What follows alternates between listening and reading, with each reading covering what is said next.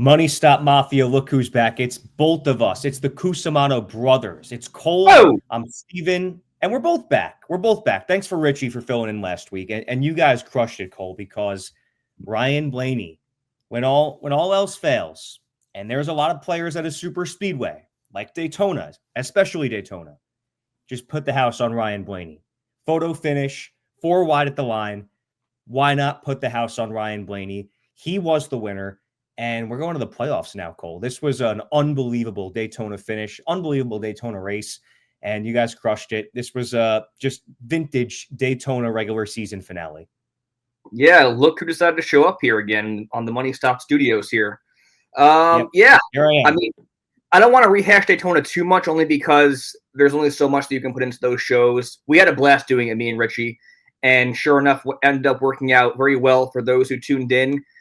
Because, it's all about gut and intuition, and we both were very emphatic in the fact that we both felt great about Ryan Blaney winning this race. Lo and behold, he did end up winning this thing. So on paper, I guess just to kind of recap Daytona from a general sense, it was a bit underwhelming. Like you look at it, how it played out. It's like the two guys that were 15th and 16th points coming in advanced, Tyler Reddick and Alex Bowman. And how they advanced as well was also pretty underwhelming in how that they wrecked and were able to limp their way, or in this case, in the case of Alex Bowman, watched their way to victory into the round of 16. And then Ryan Blaney was the Osmond favorite, plus 1,000 for the race win. But since it was Daytona, you could still make a lot of bang for your buck if you were to bet him for the race win or the insurance bet for a top 3 or a top 5, as we mentioned for our $50 budget. So just to recap last week really quickly, Richie and I both picked Ryan Blaney for the race win. He did indeed win the race. Highlighted Daniel Suarez in our loose change segment, who finished runner-up. Also had Chris Buescher finish 7th and Michael McDowell finished 12th. But again, this was a very much intuition, feel-based episode.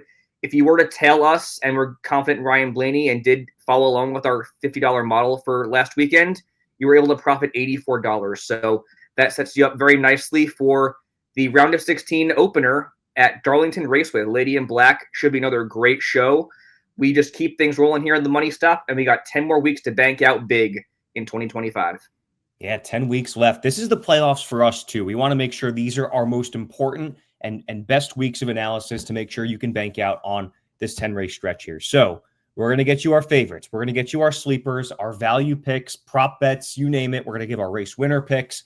All that and more is to come here on this episode of the Money Stop. So first of all, Cole, as we take it to the bank, taking a look at our odds pre-qualifying this week, you got Kyle Larson as the favorite, plus 500, Tyler Reddick at plus 550 behind Tim. And then you've got a 3-way tie for third in odds, Denny Hamlin, Ryan Blaney, and William Byron at plus 600. So to no surprise, as we go to Darlington, the first race of the round of 16, that's a whole lot of playoff drivers we're looking at. So why don't you kick off our favorites category with, of course, some playoff drivers. Yeah, I mean, of course, this has to kick off with Kyle Larson. When we go to Darlington, we always talk about Kyle Larson. He loves ripping the high line. He's just so damn good at this track. But yeah, odds-on favorite, plus 500 to open the weekend. And he opens the playoffs, tied for the number 1 seed in the playoffs with William Byron. And, going into the playoffs and ending the regular season, there was a lot of buzz around like, oh man, Larson's struggling. Well, you know what? That struggle was just a 2-race stretch. He now has back-to-back 6th place finishes going into Darlington. And he's finished 4 finishes of 6th or better over his last 6 starts. That little rough patch he had to end out the regular season was literally just 2 races, very much blown out of proportion. I have no concerns whatsoever as we enter the playoffs about this number 5 team. But we always think about Darlington and Kyle Larson together because he is the modern-day king at this track, right? I mean, he has the most laps led in the series with over 1,000. That's with 15 starts, 11 less than Denny Hamlin, who has the most in the series. And he also has top 5s in nearly half his starts with 3 runner-ups. However, with that high reward comes high risk as well, because although he has seen a lot of speed at Darlington, he only has 1 win back in the fall 2023, and he has a career average of 12.3. But in the next gen, much like his career, most laps led with nearly 400. Only 2 top 10s, though, so 1 more on top of that win. A 20.5 average and 3 DNFs in 7 Gen 7 starts. So that there points to the volatility of Kyle Larson. Much like a Brad Keselowski or a Stenhouse on the super speedways, you can kind of put Kyle Larson in that exact same vein to where you know he's going to lead a lot of laps, run up front, just no matter if he can close it out at Darlington. And, I feel like it's never a bad idea to bet on Kyle Larson for Darlington, especially when you consider the fact that over his last 4 playoff appearances, he has at least 1 win in the round of 16. So he's been one of the winningest drivers, period, since this playoff format was introduced, second most at that. Again, a win in 3 of his last 4 years of the playoffs in this round. And just the speed, I think, is enough for me to have at least some sort of confidence in Kyle Larson. Just know that there is a high risk with a high reward for this driver in betting him. I think he's more of a daily fantasy pick for me this weekend. I think the best value for a favorite this weekend, or one of the best values, is going to be Denny Hamlin at plus 600. He is the winningest active driver at Darlington with 5 wins. He has a 54% top 5 rate, 73% top 10 rate, and a 7.9 average finish in 26 starts. That is the most in the series. So to have an average finish inside the top 10, basically 8th place in 26 starts with 5 wins is insane. What's even better is the fact that he won the last race at Darlington, the Lady in Black. He now has a 3-race streak of finishing 7th or better at this track, 11 straight races leading laps at Darlington, and in the Gen 7 era, 260 more plus laps led, 4 top 10s, and a 10.3 average finish. So no matter what, Denny Hamlin has stood the test of time at Darlington. Again, the winningest active driver here right now. He won the most recent race. But if you reflect back to the spring, there was one driver who you're going to get to here that led pretty much every single lap in this race, only to lose out in the final few laps to Denny Hamlin. Yeah, I was a little surprised to hear you say Denny is the best value of our favorites this week, because for the same price, you can get that driver, and his name is William Byron. He led 83% of the race at Darlington the last time we were there and wound up finishing second. So this is his chance at redemption, and we saw the win a couple of weeks ago. I feel like the wins are going to come in bunches now that we finally have seen William Byron get back to victory lane, and I think that everything has been leading up to the playoffs for this team. Like, they got locked in day one. They've been able to do their thing for the next 25 races of the regular season. They've proven they can lead as many laps as any team in the garage. They've proven they can win the regular season after they locked themselves into the playoffs. Now you go to a track like Darlington, that's been his bread and butter, where William Byron has a win here, spring of 2023, and he has the second most laps led among all active drivers with 328 here, including 5 top 10s. Talking about in the next gen era here, which is 7 starts for Willie B. He has the best average finish at this track of 9.1 in the next gen era, where he has led laps in 6 of those 7 next gen starts. So you look at the recency, it points to William Byron being the guy to beat again this week. And I really feel that this entire regular season was a good example of the fact that everything's been leading up to these playoffs, and they're going to look to stay hot this week going into Darlington. So plus 600, really good value for Denny. It's also a great value for William Byron too. And I don't want to end this favorites category either, Cole, without talking about Tyler Reddick, because, it was not the regular season that team hoped for, but it's time to get things going. And Darlington proposes the perfect chance for them to do exactly that. He has, earlier this year at Darlington, coming off a 4th place finish, which was his 4th top 5 at this track, which includes 2 second-place finishes. And out of 12 starts here, he has top 10s in half of them with a 12.3 average. And most of the success that Reddick has had at Darlington have been in the next gen. So 7 next-gen starts here. He's had 3 podium finishes and 5 top 10s, and he also has an average finish of 10.7, right up there with Willie B. And he has over 300 laps led, right up there with Willie B. And he has led laps in his last 4 starts to this track. So Tyler Reddick, I know that, like you said, they limped into the playoffs. It probably was not a situation they envisioned themselves having to be in, but because they're in the playoffs and because they've picked up some steam these last few weeks, and because he's been so good at Darlington in the next gen, I'm looking at Tyler Reddick as there's a reason that Vegas has him in the top 5 in odds this week. And we're going to definitely buy some stock into that with Tyler Reddick, William Byron, Denny Hamlin, and Kyle Larson being our 4 favorites this week, Cole. Looking ahead to sleepers, guys with an outside chance at the win. As this is a playoff race, I'm still looking at some more playoff drivers. How about you? Yeah, definitely. And just one more thing to speak on the favorites for a second here. I wanted to say that I think with those four that we mentioned here, I have the most confidence and the most trust in Denny Hamlin and William Byron and their values as racers for this weekend. Again, you're getting him at plus 600 as opposed to Kyle Larson's plus 500. In the case of Tyler Reddick, I'm kind of in wait and see it mode. Like, he still has not won this year. He's looked more promising as of late, but I look at him as a kind of like a Kyle Larson light at Darlington, to where he has a much higher floor. He's still leading a lot of laps, so he's somebody who I would even pick over him being Kyle Larson in daily fantasy over him in that regard. But I do like Hamlin and Byron a lot and their values for this weekend for favorites. I think, however, the best value period in the field this weekend comes from our sleepers category, and he has a legitimate chance at winning this race. That's going to be Christopher Bell at plus 1,200 for the race win. We've been saying it the last few weeks. Do not sleep on Christopher Bell. Let's not forget, Christopher Bell has 3 wins this year and a 12.5 average finish, good enough for second best overall in the series, very quietly. However, those 3 wins came all the way back in March. So you're looking at many months in between. He now enters as the 5 seed in the playoffs, 20 points to the good. And I want to go back to last year for a second here, because Christopher Bell is somebody who we've been touting as a generational talent, someone who is always going to be a championship contender, and he's come so close on so many occasions. He finished 8 finishes as 7th or better in the 2024 playoffs with 6 top 5s and 2 runner-ups. He also has a pair of Championship 4 appearances to his name in the Cup Series. So he's a guy that knows how to get it done when it matters in the postseason, kind of like those Penske Fords. But at Darlington, he is winless in 12 starts with a 14.2 career average. However, his career best finish of 3rd happened this past spring in back-to-back fashion. So he now has back-to-back 3rd-place finishes, his career best at the Lady in Black.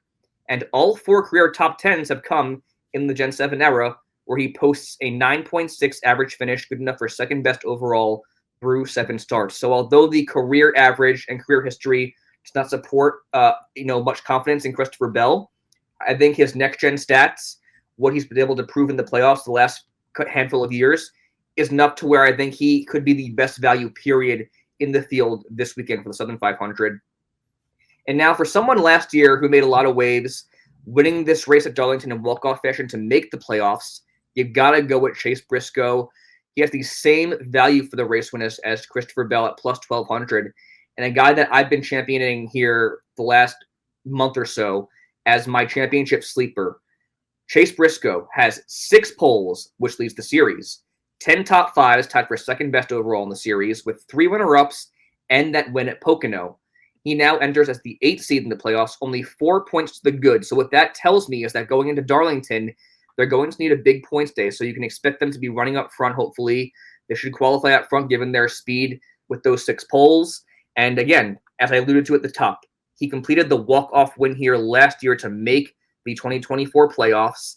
However, outside of that, he only has 1 more top 10 and 3 total top 15s in 7 next-gen starts. And he finished 28th here in the spring. So I think there was a little bit more volatility when picking Chase Briscoe for a sleeper, but that gives him a legitimate sleeper value at plus 1,200.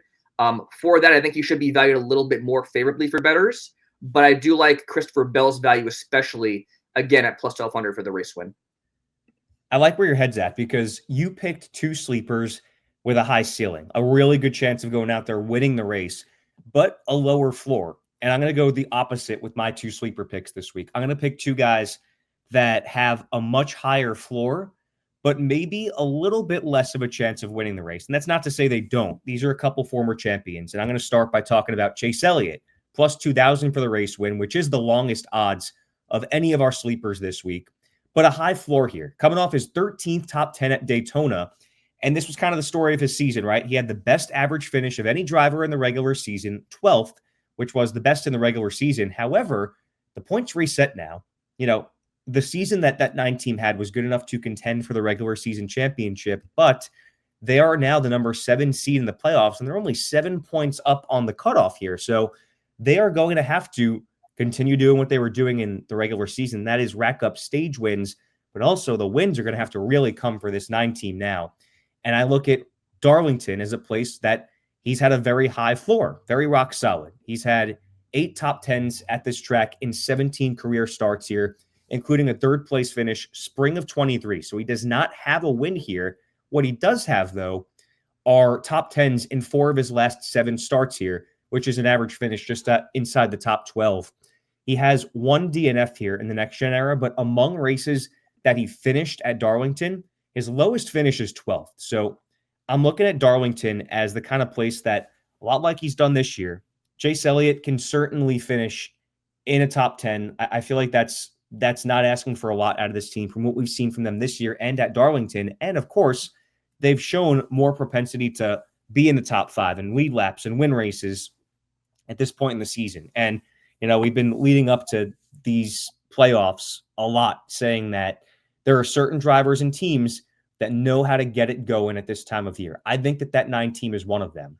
Another of those is my other sleeper, and that is Joey Logano, who, like Chase Elliott, high floor this week. I'm looking at him as a guy that recently we saw him get punted from the lead at Daytona. I don't know if there was actually any contact made there with, who was it, Eric Jones? But he spun out of the lead irregardless, and that kind of put a damper on what's been a very consistent stretch for Joey, because he has had 3 top 10s in his last 8 starts with a top 15 floor in those starts. So you're looking at a guy that hasn't had the race winning speed that you've come accustomed to seeing, but like the wins come when you least expect them to. And that included his only win at Darlington, spring of 2022, when he won at this track. He has nearly a 50% top 10 rate here and a 13.3 average finish. Only 1 DNF also in 23 starts, which again leads you back to that floor for Joey Logano. 3 top 10s here, over 170 laps led, and he has an 11th place average finish here in 7 next-gen starts, coming off a 13th place finish in the spring. So I'm putting a lot of stock into the fact that he just turns it up this time of year. The playoffs start, Joey Logano is going to win races in the round of 16, the round of 12, the round of 8. He knows how to get it done. And Darlington's a track that he has had a high floor at. So I'm picking him, and I'm picking Chase Elliott because, yes, while the ceiling may not be there, while they haven't won as many races as we would have expected them to this year, we're going to a track where they know how to get around. They know how to keep the nose clean here. They know how to limit the Darlington stripes to the best of their ability. And we know that once the calendar shifts to September, they have a different gene. They have the playoff gene. And there's something to be said for that. And I really feel that that's a team-wide thing. It's not just a Chase Elliott and Joey Logano thing. I think it's a Hendrick Motorsports and Team Penske and a 9-team and 22-team thing. And I think that we're going to see them flip the switch, so to speak, this week. And I could absolutely see them going out there winning the race. And if they don't win, putting together a very respectable result that will get them, further than where they're coming in terms of the playoff point standing. So that is our 4 sleepers: Chase Elliott, Joey Logano, Christopher Bell, and Chase Briscoe, which I feel pretty good about there. I would not be surprised if our winner came from those 4. Absolutely. And I think that the key word there is floor. Those 2 guys, and Joey Logano and Chase Elliott, have a great floor for this weekend. And I think you hit the nail on the head. Like, these are 2 guys that profile very similar when the playoffs begin. I guess in the case of Logano, you could say that he is a bit more flashy and that he will get his wins and make his way into the championship 4 like he has twice before in this format. But Chase Elliott is a guy that's not going to turn heads. He's just going to be very consistent as he's been the entire regular season, get those quality top 10, top 15 finishes, and run with it to the round of 8. I can see both these guys having very, very high ceilings. You could always consider top 5 props for Chase Elliott, who is plus 240. Joey Logano is plus 225. But I think, obviously, what you're shooting for here is top 10s. And that, to me, caters to them as daily fantasy locks for me for this weekend. But overall, I agree with you. I think any 4 of these drivers can win this weekend at Darlington, because as we get into value picks here, we've seen drivers like Eric Jones, Chris Buescher win here before. Even going back many years, Regan Smith. Like this is a track that promotes aggression, it promotes strategy, and it often produces different winners than who you'd expect to be in victory lane, like a Kyle Larson or Denny Hamlin.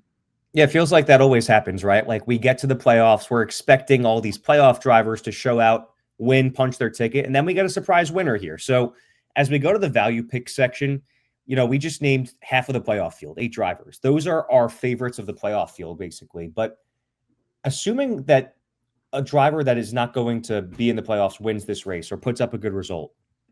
Value picks. These are our 4 favorite drivers that are not in the running for the championship this year. So give me your first 2 value picks.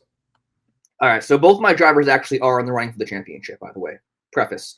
All right. But both these drivers, I picked 2 more high-end value picks, whereas I gave you 2 low-end ones with better value for daily fantasy and such. But all right, I'll taking your cupcake shots here. Yeah, I know. Okay, Stu Nod. Let's show it for a show for once, okay? I'm going to go first off with the 2311 Toyota of Bubba Wallace at plus 2,000. 4 top 10, including a win going into his last 2 starts. However, at Richmond, where he finished outside the top 10, he led the most laps to finish 28th. And then obviously Daytona, we all know, was very fast and wrecked at the front of the field, taking out a bunch of cars in the process. But the bottom line is Bubba Wallace and this 23 team are very fast. They're very confident and they're very temperamental. So you ride that momentum while it's hot with Bubba Wallace. And despite 2 finishes outside the top 10, there's still a lot of speed and lots of love about this team as the playoffs open up here at Darlington. He is now the 9 seed going in, only 2 points to the good above the cutoff. So as far as Darlington goes, here's the bad. 18.5 average finish and 4 top 10s in 14 Darlington starts. However, the good is that all 4 top 10s have come in the Gen 7 era, including a career-best 5th place finish. And although he did finish 21st in the spring, he has a combined 50 laps led over 4 starts and a 13.1 average finish in the Gen 7 era, so 7 starts. And now, again, just playing on the momentum factor, I think this was a track when Bubba began his career in the Cup Series that he did not run well at all. It was borderline his worst track on the circuit. But now it's quickly turned to one of his more productive ones. He's getting a lot more better results. I think that top 5 he scored here in the Gen 7s, very encouraging. 4 top 10s as well is also tied for second most in the Gen 7 era. So lots to love about Bubba Wallace this weekend for a value pick. And then I'm going to go with one that's a little bit outside the box here, just because he really has not had a lot to show as far as speed and results and success in 2025. It's going to be Ross Chastain, who is valued at plus 2,200 for the race win. He finished 15th at Darlington earlier this year. That was his 3rd top 15 and 4th straight finish inside the top 20 at this track. This year, he now has 10 top 10s, a 16.2 average finish, and he is the 11 seed, only 1 point to the good going into Darlington. Now, what I like about Ross Chastain is that this is his 3rd playoff appearance. He's made the championship 4 twice, finished runner-up once. So this is a guy that has seen success in the playoffs, in the Cup Series. And I think, as bad as some guys enter the postseason, you just cannot count anybody out. Seeing what Joey Logano did last year. So I spoke with Ross Chastain earlier this week. He pretty much said the exact same thing. It's like it's a reset. It's a reset for everybody. Discount whatever happened the last 26 races. And now, what I will say as well is that back when he did make the championship 4 and he made these deep postseason runs, Trackhouse was ahead of the curve. Teams hadn't caught up to this next-gen car, and now you're seeing the gap tightened more. So Trackhouse has definitely taken a step back, but they have the speed to compete and win, as we've seen with SVG's 4 wins and Ross Chastain's win in the Coke 600. And what's also really encouraging is that he has had speed at Darlington his entire career of racing in NASCAR. He won a Truck Series race here last year. He has over 150 laps led with the runner-up in the Xfinity Series. And in the Cup Series as well, he finished 7th in the spring. That marked his 4th straight finish of 11th or better. He also has 2 5th-place finishes with 120 laps led plus in that span. And he's finished top 20 in every single race that he has finished, which also is taking out 2 DNFs. So when he has finished these races at Darlington in the next-gen era, he's finished inside the top 20. That, to me, points to a pretty high floor. You take into account his speed in the lower series and in the Cup Series at this track. It points to what could be a really good day for Ross Chastain at Darlington. Well, I'm going to pick value picks that aren't in the playoffs. Is that okay?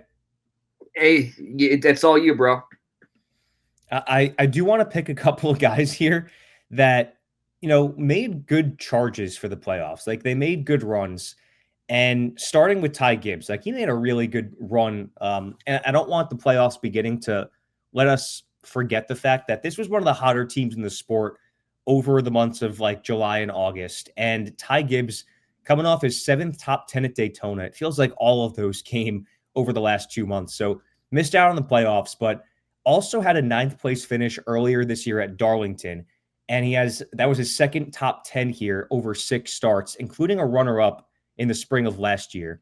And he also has a 20th place finish as his lowest at Darlington and a 13.8 average. So Ty Gibbs, like, again, relative to the last couple of months, like he would be a playoff driver if the season had started in July. So I just want to put that out there and say that, he's a driver that's plus 5,000 for the race win. That is a long in the odds, but I don't think a top 10 is out of the question here for Ty Gibbs and a driver in a team that, you said before, everyone looks at the playoffs as a reset. And I think that includes the drivers who are not in the playoffs. Obviously, they can't win the championship.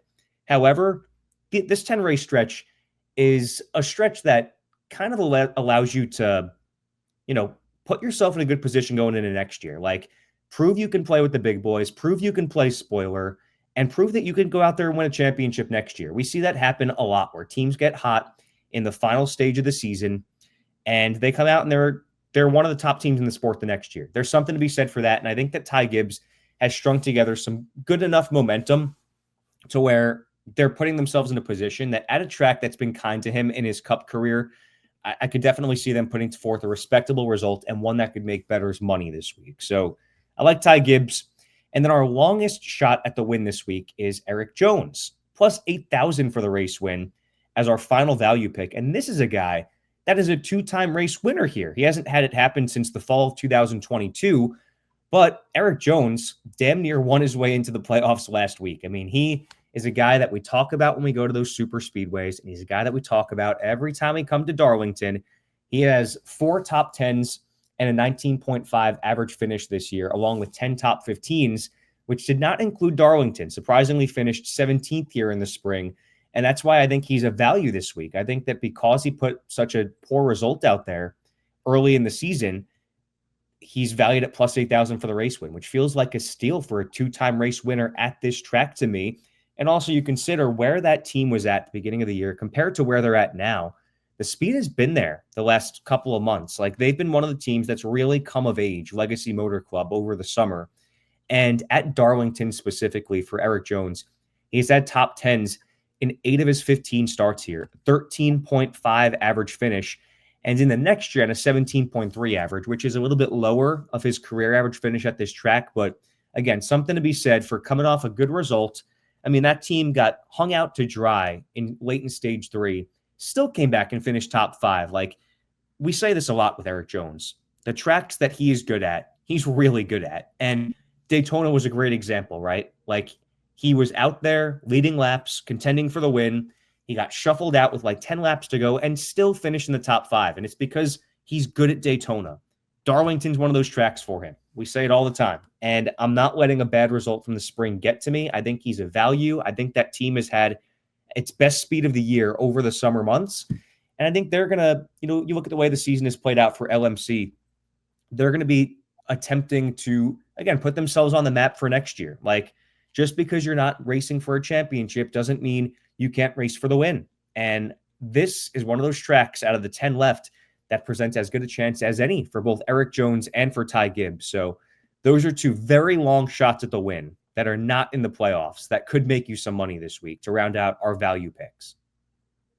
Yeah, and both drivers are great true values. I think in the case of Eric Jones, you mentioned it. Like there's been a lot of speed here in the LMC camp from the beginning of Daytona to now starting the playoffs. So I think you can consider his top 10 prop plus 210. I wouldn't call it a big money bet, but it's definitely one to consider.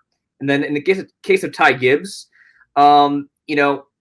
I wasn't pleased with the discourse within the team that we heard over the radio at Watkins Glen, and that scares me a little bit. But the speed is undeniable. They're still in Joe Gibbs Racing equipment. They've contended for wins late in the regular season. And I mean, you look at Darlington. He has a runner-up here. He finished top 10 here in the spring. So you'd be foolish to not consider a top 10 prop for him at plus 150 as well. And just speaking on how good Erik Jones is here at Darlington, in daily fantasy, he's actually more expensive than Ty Gibbs at $7,000. Ty Gibbs is $6,900. So, again, that just speaks to both their values and their level of competitiveness at Darlington. But I also think that they're both going to be borderline locks for this daily fantasy lineup construction this weekend. If you want to get somebody like a Tyler Reddick or a Christopher Bell in your lineup, or God forbid, Denny Hamlin or Kyle Larson, which are going to be really tough to fit in this weekend. We'll get to that in a minute. Before we do that, let's empty our pockets and give you some loose change. So we're going to talk about storylines that have not been touched on. So we just named a dozen drivers, and 10 of them were playoff drivers. I think the loose change here, Cole, are the 6 drivers that we did not mention that are in the playoffs. So among the top 12 in points, you got SVG 6th, and you have Austin Cindric in 10th. We mentioned every other driver besides them in the top 12. And then among the cutoff line, Josh Berry, Austin Dillon, and Alex Bowman were the other 3 drivers that we did not mention. And then Ryan Blaney in that mix as well. We actually did not mention Blaney. So those are the 6 drivers who are loose change. Is there anyone out of that list of 6 that you want to touch anything on that we could maybe expect this week? I mean, Ryan Blaney for sure. That's the obvious one. Obviously coming off his second win of the season here at Daytona. They're red hot. I mean, 6-race top 10 streak. Playoff time is Penske time on top of, what we've seen Joey Logano do in the playoffs as of late. Blaney's been able to do the exact same. He won a championship in 2023. They just know how to turn it on when it counts. And although we didn't include them on this episode because you can't leave off guys like Larson and Hamlin as favorites, as well as Reddick and Byron, obviously, who led most laps in spring. I just feel like he's obviously going to be a really good pick as well that can spoil for the race win. Just not as confident in his ability to do that over guys like the 4 we just mentioned, although he has momentum on his side. Right. And you can't put him as a sleeper either because he's top 5 and on. So right, exactly. I'm on board with that. So let's talk big money bets here. Our favorite prop bets where you can feel more comfortable throwing more money on these than a race winner pick. This is a week, Cole, where we pretty much, I would say we generally agree with the odds makers on where they have a lot valued. Like there are obviously some values to be had here, but I think a lot of the prop bets, easiest way to make money this week is probably on top 5 bets because you've got some drivers that we've mentioned, like Chase Briscoe plus 150 for a top 5. You got Chase Elliott at plus 240 for a top 5. Top 10s, you got to scroll pretty deep down there and find something like Ty Gibbs at plus 150, which I'm not super excited about, or even Erik Jones at plus 210. So I'm thinking along the lines of top 5s this week as the best way to make big money bets. That's where the most value is for sure. The 3 I have circled here, I'm taking a lot of stock into the Toyotas this weekend. I like, as you mentioned, Chase Briscoe, top 5, plus 150. I like Christopher Bell, top 5, plus 150 as well. And then for someone who's an under even payout, I like Denny Hamlin, top 5, minus 115. So just under even payout, but that's a guy that's been money in the bank to score a top 5 at a bare minimum at Darlington with over a 50% top 5 rate in his career at this track. Let's talk about some of the bets you can find on Grid Rival, which are better or worse bets, also known as over-under bets, but they're listed as better or worse on here. So a lot of times we like to stick with the drivers we have discussed and tend to give you the better on them. So as far as our over-under bets and the head-to-head parlays you can do as well, what are we looking at for this week as far as what's on your radar? First off, head-to-head matchups are not available on Grid Rival or any other competing sportsbook apps, so we'll take that off right now. For over-under better worse props, I've got 4 listed here. For bettors, I like William Byron to finish within the top 5. For a guy that dominated this race, led 83% of the laps in the spring. Love his shot at redemption this time around to open up round 16.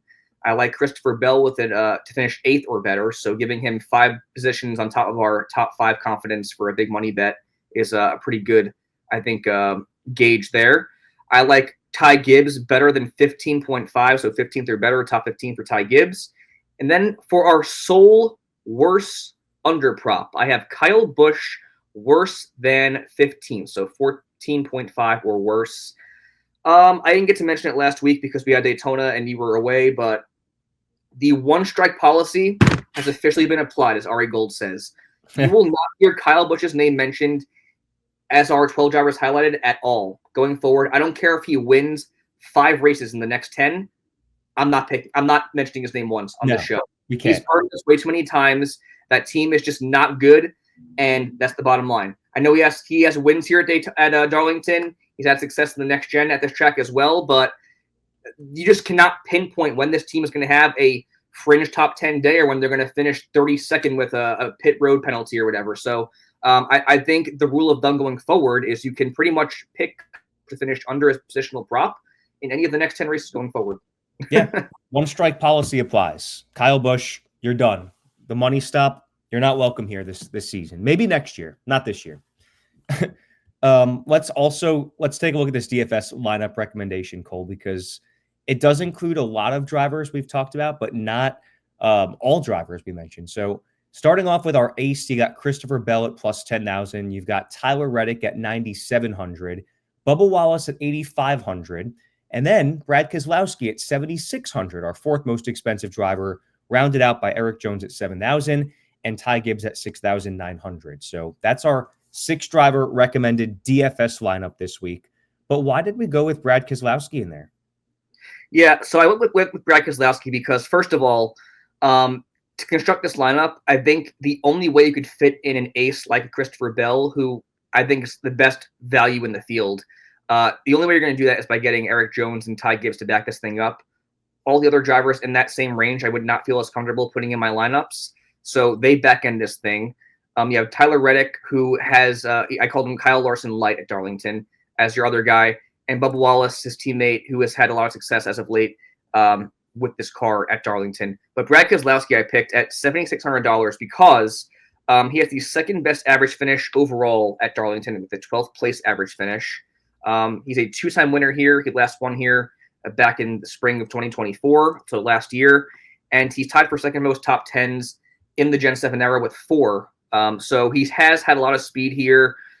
You spoke about it with your analysis during your value picks for guys like Ty Gibbs and Eric Jones. Although their chances of making the championship 4 are gone, they have a chance to be a disruptor and get a win. Their goal now is to win every single race remaining, play disruptor. I think we've seen the signs of life in that 6 camp and RFK racing as a whole the entire season, but especially Brad Keselowski, he's looked a lot better as of late. So for a guy that won at this track last year, for a guy that has some really good stats as a whole, and then as of late with this current car, it just makes sense to have him as a middleman for your lineup. But I want to point one more thing out as far as this lineup construction goes. I mentioned being very high on the Toyotas. I have 5 of 6 drivers here that are driving Toyotas. So, and also on the entire episode, we highlight 12 drivers. I had 7 Toyotas in there listed. So taking a lot of stock into the Toyotas between JGR and 2311 Racing for this weekend. That is pretty telling. As we talk about our $50 budget here, Cole, cruising along, we've been pretty successful with this $50 budget last few weeks, and including last week when you and Richie did it.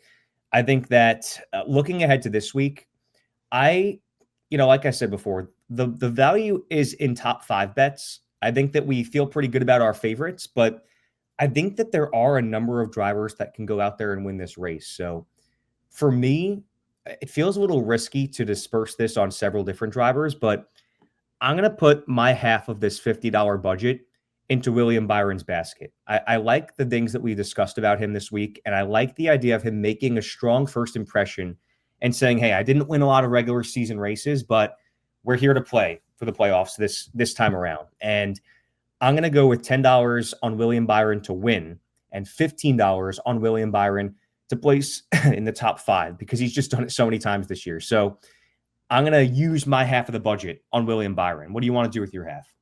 All right, give me $30 to work with here. I'm sorry, $25 to work with here. Half Stunad, half. Yes, obviously, yeah. So I want to say first off, when I had my proposal outlined here, my rule of thumb was to go with a race winner and then 3 top 5 props. One of those props being an insurance on your winner. Mm-hmm. So I'll give you my whole thing here after I give my $25. But I'm gonna go with $15 on Christopher Bell to finish top 5, and I'll go with $10 on Denny Hamlin to finish top 5. Or actually, you know what? I'll probably flip those because there's less of a payout for Hamlin. So we'll go 15 for Hamlin top 5, $10 for Christopher Bell top 5. But I like where your head's at with this. So we have a a winner in Byron and his insurance prop for a top 5, and then 2 Mhm. more top 5 props in Hamlin and Bell. So how I did this was I went with Christopher Bell as my winner and his top 5 prop for insurance because I like to pay out more on that. And I think he has as good a shot as William Byron to win this race, if I'm being honest with you. Fair. So you're talking about if you throw $10 on William Byron to win this race, you're getting 70 back. If you throw $10 on Christopher Bell, you're getting 130 back. So you're making 120 profit on Christopher Bell as opposed to 60 with William Byron, and you're also getting more of that with the top 5 insurance for Bell. But I don't hate the Byron call out at all. I think honestly, those are my 2 best values in the field. It would be William Byron and Christopher Bell. So you can't go wrong with picking one of those 2 as your winner. Put their insurance prop down for a top 5, and then go with, I would say, Hamlin for a top 5, and then Bell or Byron, depending who you did not pick, for a top 5 in that spot as well. This is a big week, Cole. This is a big week. I think we've had our most successful season on this podcast ever in the regular season, but the points are paid out now. The money is made in the postseason. So as we put our money where our mouth this year, let's talk about our race winner picks. I was obviously not on the show last week. I think that was actually my first show I missed all year, which is kind of a miracle. Huge. Nope. You missed one other one. Second Which one? Second one? I forget which week it was, but you did miss one because Richie indeed did fill in prior to that. Until you tell me which one, I'm going to go with that was the first one. Okay. But alas, we roll on. Let's talk race winner and sleepers. Oh, that's why I brought that up. Hold on. I was going to say my pick for the win was Brad Keselowski last week and Chris Buescher. Those were the 2 guys I felt really good about. Neither of them won. So yes, very inspiring performance by Brad Keselowski, by the way. Very inspiring. Oh my God. Totally. So since I missed last week, why don't you pick first this week for a winner pick? Big bets here. Okay. Yeah, I feel great about Christopher Bell. I'm gonna go with him this weekend. Again, I know the overall numbers in the Cup Series haven't been the best at this track, but in the next gen, he's looked really good. I think this is a team that knows how to turn it on when the playoffs begin, and I think they're going to turn it on with a win here at the Lady in Black. It's very fair. I'm going to go with William Byron. You know, I showed my cards early. If I'm going to put my cards, my chips, my money in any basket, it is William Byron's this week. I really feel that team is rounding into one of the best teams in the sport. I've picked William Byron to win far too many times this year for a guy that's only won a couple races, but I really truly believe that's all going to change as these playoffs come about, and that's why I'm picking him. I'm really putting my money where my mouth is here because, I'm not going to go out there and pick a driver that's won 3-4 times this year. I really feel that it's going to be different for William Byron this year. I'm picking him for the championship, and I'm picking him for the race win. And for my sleeper driver outside the top 15 in odds, I like the feel of a driver that, is an underdog this week, that is in the playoffs, that wants to put a good finish, like a bracket buster type of feel. So looking at outside the top 15 in odds, I might as well stay in the Hendrick stable and pick Alex Bowman. He is the driver who is last place, 5 points behind the cutoff. As you said before, he limped into the playoffs, and, he's just outside the top 15. I feel that there's strength in numbers, and in Hendrick Motorsports, the 48 at Darlington just feels right to me. So I'll pick him as my sleeper for the race win this week, just because, a driver, it's a veteran team that knows how to get it done, and sticking on brand with the 2-4-4-8 shop. Yeah, I'll definitely deviate from that and going with the obvious answer for a sleeper here. My logic tells me to pick Ty Gibbs, but I'm going to go for a deep reach here, if you can call it that, because he's a 4-time winner this year. I'm going to go with SPG. SPG right. For a top 15 day. I'll take a page from Richie's book here. It's his guy. He's SVG is someone who said that he's likes Darlington a lot. It's one of his favorite tracks on the circuit. So he had one of his best finishes here on an oval earlier this year. Finished top 15, I believe it was. So why not give me SVG for my sleeper this weekend? That is a great point. I think that I was looking at drivers outside the cutoff, guys that we didn't really mention, but there's also the loose change quad from the top 12 in standings that we didn't mention. So And if he likes this track, man, I feel like he's going to be coming out guns blazing to prove that, he can win at these tracks that are not just the ovals. So I like that pick by you. So this is the Cookout Southern 500. You ever tried Cookout, Cole? I actually haven't. I've tried Bojangles. I've tried Zaxby's, obviously, which we now have out here in Arizona, but no, I've yet to make it out to Cookout yet. But it looks very daunting. They have these giant menu boards. There's I feel like 50 items, maybe even more in there. Yeah. Sick. I've tried Cookout during my years here in the AA Eastern League down in Richmond. My boy Blaine has taken me to Cookout before. And to be honest with you, I think it's very overrated. So we're not going to get a Cookout sponsorship, unfortunately. I thought it was overrated. There was a lot of stuff on the menu. Maybe I got the wrong thing. I don't know. I've tried like a chicken sandwich, tried the fries. I tried, I think I tried a burger. I've heard they're known for the burgers. I wasn't wowed. I think I was expecting like a Bojangles or like a Zaxby's or something along those lines. And it just didn't do it for me. So hopefully I got to go to a Cookout deeper in the South because I went in Virginia. So who knows? Damn. Wow. Tell us how you really feel. Well, I'm hoping you can get out to a Southern race in these playoffs so that you can try it for yourself. And because I respect your opinion on food. We have the same taste in a lot of stuff. I was underwhelmed by it, but maybe I had a bad experience. I'm a big Zaxby's guy over here. All right. Kidding me? Of course. John West Townley, RIP. Oh, that's actually a good side trail here as we drop the jack. A little side quest on how we fell in love with Zaxby's. Obviously, in the truck series, John West Townley drove, I think it was a number 7 Zaxby's truck.